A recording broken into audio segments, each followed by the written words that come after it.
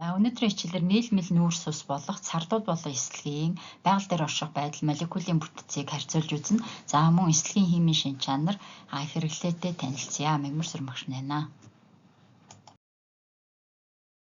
За өмнөх хичээлүүдээр нүүрс усны ангиллыг авч үзсэн байгаа. За нүүрс усыг дотор нь энгийн нүүрс ус, нийлмэл нүүрс ус гэж ангилж ирсэн тийм үү. За тэгвэл нийлмэл нүүрс ус дотроо дисахарид, полисахарид гэж хоёр ангиллагддаг. За дисахарид болон энгийн нүүрс ус, моносахаридын талаар өмнөх хичээлүүдийг бол оруулсан байгаа. За тэдгээр хичээлийг үзэж амжаагүй нь үзээрэй. За өнөөдрийн хичээлээр бол полисахарид болох цардуул эслэгийн талаар дэлгэрүүлж үзэн. За эдгээрийг бас ерөнхийд нь полиоз гэж нэрлэдэг байгаа.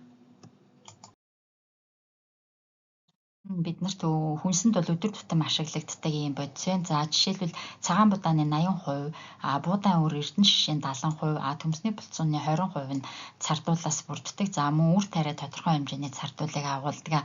За цардуул нь ерөнхийдөө ийм цагаан өнгөтэй талст бодис байдаг. Сахаруудын дараагийн төлөөлөгч болох эслэг нь байгаль дээр дараах байдлаар оршдог. За эндээс харахад модны найрлагын 50% нь бол эслэг, мод өөрөө юм ширхэгтэй бүтэцтэй байдаг тий. За тэр маань эслэгийн молекулыг бол илэрхийлсэн байдаг. За мөн хөвөнгийн ургамал ялангуяа хөвөнгийн ширхэгтэд 98 орчим хувийн эслэг бол агуулдаг. За мөн бидний өдөр тутамдаа хэрэглэдэг хүнсний үр тариа, самар, жимс тийм ээ ногоонуудад бас их хэхэн хэмжээний эслэг агуулдаг. За эслэг ихтэй хүнсний бүтээгдэхүүнд төрөл бүрийн будаа, шош байна, самарнууд байна. Энэ бууцай, авокадо гэх мэтчлэн ногоонуудад эслэг агуулдаг бахнэ. За цардуулын молекулын бүтцийг авч үзье. За хураангуй томьёон C6H10O5 N дахин гэсэн ийм полимер нэгдэл байна. За бүтцийн нэгжийг нь энд зургаар бол туршлан үзүүлсэн байна. Тэгээ өөрөөр хэлбэл цардуулын 3 молекул хоорондоо холбогдсон харагдаж байна. За 3 байтугай энэ N бол полимерчлэлтийн зэрэг бөгөөд энэ нь маш их хэмжээгээр тоологддог байгаа.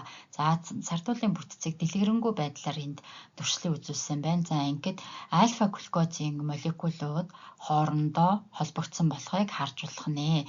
За өөрөөр хэлбэл энэ глюкозын молекулуудын хооронд альфа глюкозидын химийн холбоо үүсээд цардуулын молекулыг бол том макромолекулыг үүсгэдэг байна. За цардуулын макромолекул нь шугам болон салбарласан бүтэцтэй байж болно.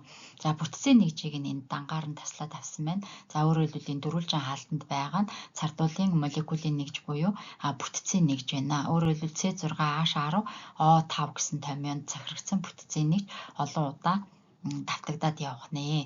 За цардуулын тэгвэл энд салбарсан бүтэцтэй молекулыг бол харуулсан байна тий. За энэ шулуун бүтцээс хажуугаар нь ингээд салбарсан бүтэц гараад ирсэн. За салбарсан бүтэцтэйг нь амилопектин, харин шулуун бүтэцтэйг нь амилоз гэж бол ерөнхийд нь нэрлэдэг байгаа. За мөн цардуул маань гидролизэд ордог.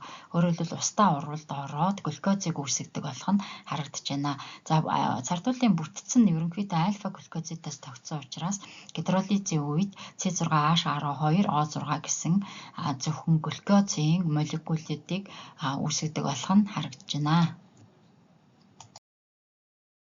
Шугам бүтэцтэй цардуулын молекул үүсгэхэд глюкозын нүүрстөрөгчийн атомууд хэд дэх нүүрстөрөгчөөрөө холбогддог болохыг авч үзье.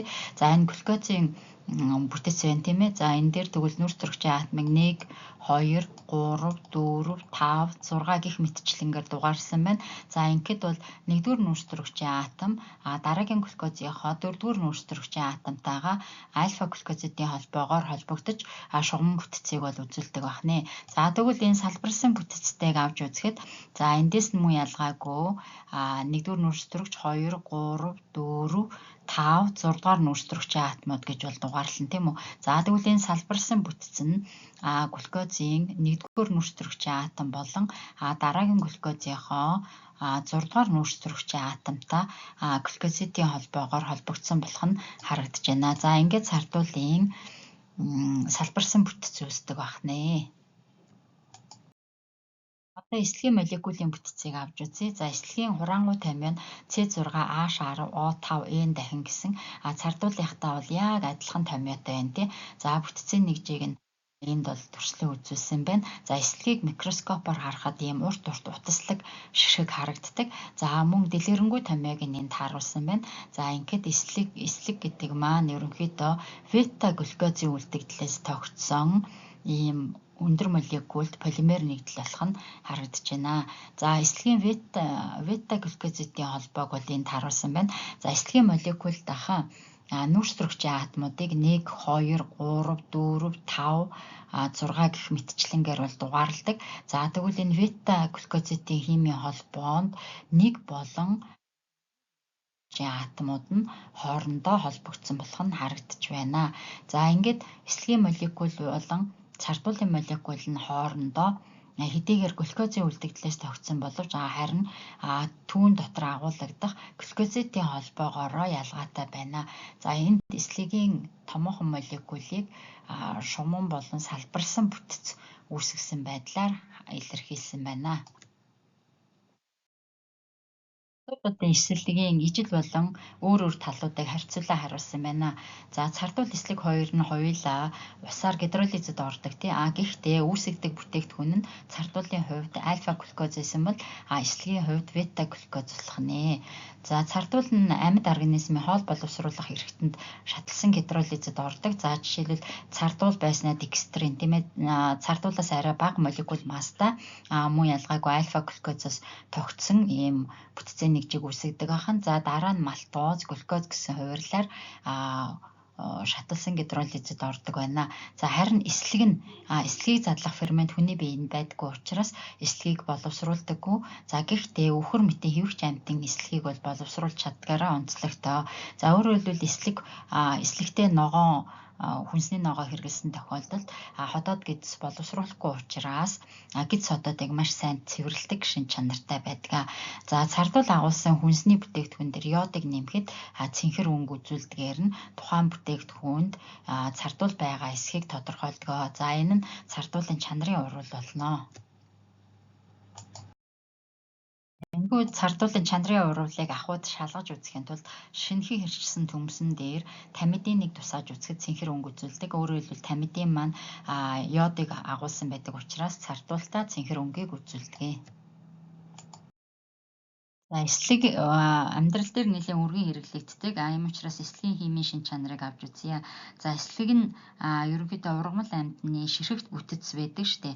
За тэр бүтцийг бол үүсгдэг байна. За эслэгийн молекулын дэлгэрэнгүй бүтцийг бол энд харуулсан байна те. За эслэгийн молекулын томьёоноос харахад 3 шиг гидроксил бүлэгтэй 6 гишүүн цагирагтай. За 6 гишүүн цагиргийн нэг нь хүчил төрөгчийн атом болох нь харагдаж байна тийм үү. За тэгвэл эслэгийн молекулаас 3 шиг энэ гидроксил бүлгийг нь ил гаргаж бичлээ гэхэд эслэгийн молекул маань C6H7 O2 OH3 дахин N удаа гэсэн ийм байдлаар бичиж болно. За эсвэл C6H7 O2 OH3 гэсэн байдлаар тэмдэглэж болдог байна. Молекулаас ингэж 3 шиг гидроксил бүлгийг гаргаж бичих нь түүний химийн шин чанарын урвалыг бичихэд илүү хялбар ойлгомжтой байдлыг үзүүлдэг. Жишээлбэл эслэг байна тий. Эслэгийг азотын хүчилтэй урвалд оруулахад 1 ширхэг гидроксил бүлэг нь нитро бүлгээр халагдсан болох нь харагдаж байна. За ингээд энэ мөн ялгаагүй мононитро эслэг гэсэн ийм нэгдлийг үүсгдэг ахна. За дараагийнх дээр нь эслэг байна тий. Эслэгийг азотын хүчилтэй. Гэхдээ 2 моль азотын хүчилтэй N тонны азотын хүчилтэй урвалд оруулсан байна. За ингээд эслэгийн молекулд байсан 2 гидроксил бүлэг нь нитро бүлэг болон гидроксил бүлэгдэх ус төрөгчийн атомууд нь нитро бүлгээр халагдсан болох нь харагдаж байна. За үүнийг динитро эслэг гэж бол нэрлэдэг байна. За эдгээр урвалын явцад ус ялгарсан болох нь урвалаас харагдаж байна. За ингээд мононитро болон динитро эслэгийг колосин гэж бол нэрлэдэг. Эдгээрийг нитролаг, паалан, будаг үйлдвэрлэхэд ашигладаг байна. Эслэгийн найрлагдах энэ гидроксил бүлгийг бүрэн азотын хүчлээр халахад ямар урвал үүсэх вэ гэдгийг харж үзье тий. За ингээд эслэгийн найрлагдах гидроксил бүлгийн ус төрөгчүүд нь гуруула нитро бүлгээр халагдсан буюу тринитро эслэг үүссэн байна. За үүнийг пероксилин гэж бол нэрлэдэг байгаа. Мөн урвалын дагалдах бүтээгдэхүүн нь ус байна. За тринитро эслэгийг тесрэх бодисын үйлдвэрт ашигладаг. За дараагийнх нь За мөн эслэгийг цууны хүчил хөхрийн хүчилтэй хойлоод уралд оруулж байна. Өөрөөр хөхрийн хүчлийн орчинд цууны хүчлээр үйлчилсэн болох нь харагдаж байна тий. За ингэхэд цуу хүчлийн эслэгийн эфир буюу нийлмэл эфир бол үүссэн байна. За үүнийг ацетатын мяндас кино хайлс тусгаарлагч материал үйлдвэрлэхэд ашигладаг. За энэ цууны хүчлийн карбоксил бүлэг нь бол энд явж байна тийм ээ. Карбоксил бүлэг харин энэ эслэгийн найрлагадах гидроксил бүлэг буюу спиртийн шинж чанарыг илэрхийлсэн энэ бүлэг нь цууны хүчлийнхээ карбоксил бүлэгтэй нийлмэл эфирийн холбоогоор холбогдсон байна. Ингээд цуу хүчлийн эслэгийн эфир үүсгэжээ.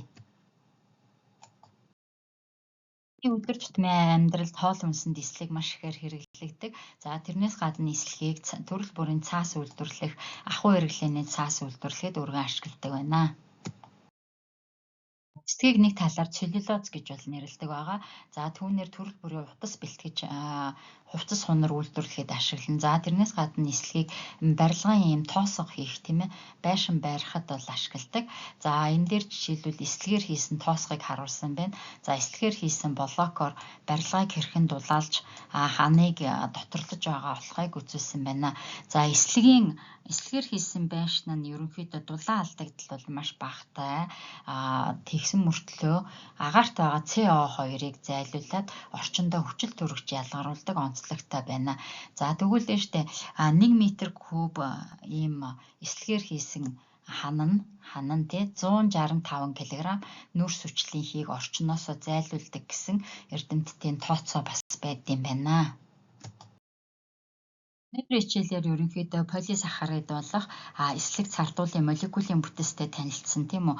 За эдгээрийн полимерчлэлтийн зэрэг нь бол маш өндөр. Ялангуяа эслэгийн полимерчлэлтийн зэрэг нь цардуулынхаас хэдэн 10,000 дахин илүү байдаг. Яагаад гэхээр эслэг маань байгаль дээр ширхэгтэй материал нь ширхэглэл нь биднэрт харагддаг тий. Урт модны ширхэг ургамалд байгаа тэр ширхэглэл нь эслэгийн шин чанарыг бол харуулдаг бахны.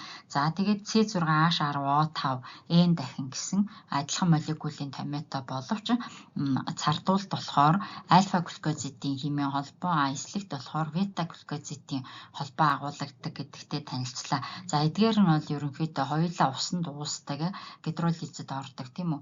За гидролизид орохоор эцсийн бүтээгдэхүүн нь аль нь глюкозыг үүсгэж гидролизид ордог бахнэ.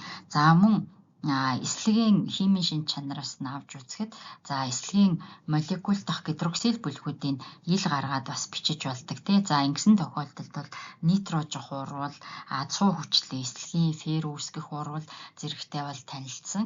За эслэгийг бол бид нарт хүнсэнд хэрэглэхээс гадна за эслэгийг бол боловсруулдаг фермент нь хүний дотор байдаггүй учраас ялангуяа ургамалдах тэр хүнсний ногоонд байгаа ургамалдах эслэг нь хүний биед ороод цэвэрлэх үйлчилгээтэй байдаг гэдэгтэй танилцлаа. За эслэгийг ашигладаг хамгийн гол хэрэглээ нь барилгын салбар байна. За барилгын салбарт эслэгээр хийсэн тоосго блокоор бас барилга бард юм байна. За эдгээр нь бол хөнгөн дулаан, эдлэгээ урт удаан даадаг, дуу тусгаарлах чадвар өндөртэй, галд болон усанд тэсвэртэй хортон шавж бол үржидэггүй, дулаан тусгаарлах чадвар өндөртэй юм байт юм байна гэдэг агуулгуудтай танилцлаа. За химтэй холбоотой зөвлөгөө мэдээлэл авах 98 13 33 11 дугаард хандаж болно. За анхаарал хандуулсанд баярлалаа.